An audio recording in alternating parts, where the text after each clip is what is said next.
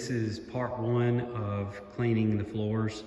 So we have to come over with a shop vac, we sweep it all into a big pile, and then I come back with a shop vac, and you can see where I've vacuumed over here versus right in here.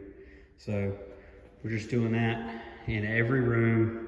I'm taking a scraper, just a regular old scraper, and I'm getting up all of the drywall that's on the floor. Some of this stuff is not on the floor, but like this.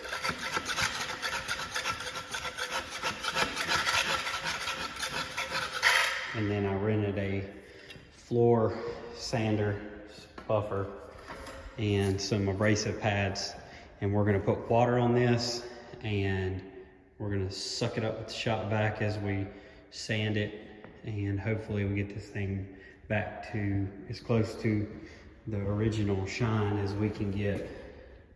That's stage one, is this getting this actual dirt up, getting the big chunks of drywall up. So step two will be coming back and floor buffering and sucking it up with the shop vac with the wet, and sucking the water up as we go. We're tackling some of these stains as we go. These are just spot stains. We're gonna handle them as we come through, and we'll give you some updates on that. All right, so this is basically a wet sanding that we're doing, and this is all surface dirt now. We've sanded or scrubbed this, and this is what we get whenever you put the pads on the floor buffer and you go over it with water. Once you mop it, it comes clean like this. This is just one mopping. So we're gonna come back and mop a few more times and get it as clean as we can. We've moved through the bedrooms. This is one that's been done. All back here has been done. So we'll come back and we'll mop all this, and it'll look clean when it's done.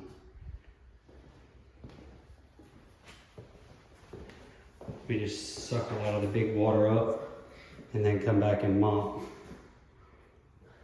So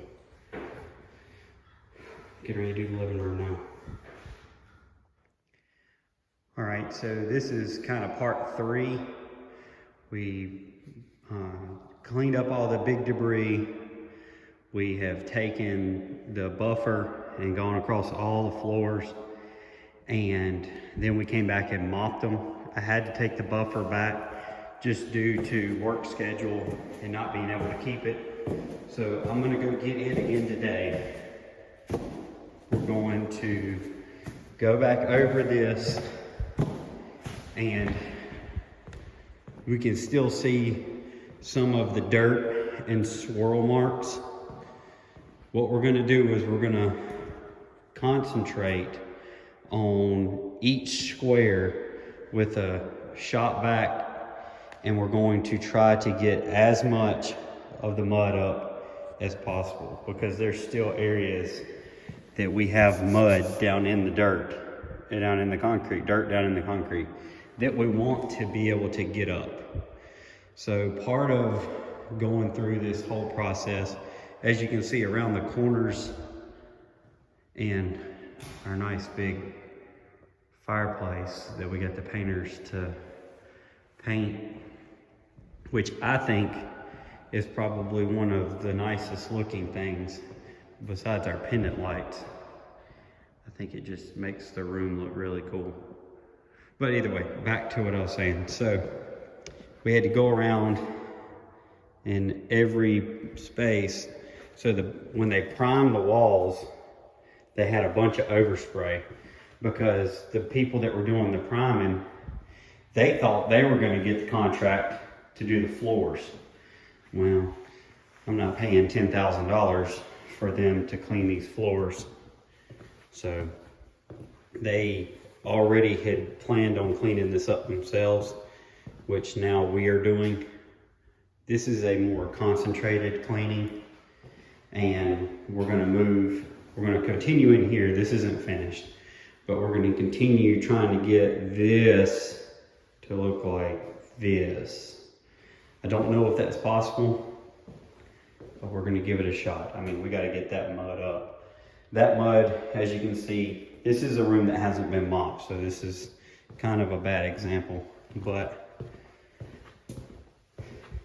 down here in the living room and in here, these have been mopped and they still have mud kind of still down in the concrete. So we're gonna go back over it again now that we have a completely dry floor again.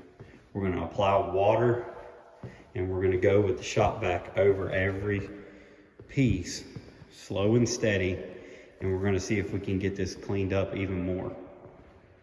Because the key to this all is to getting it as clean as possible.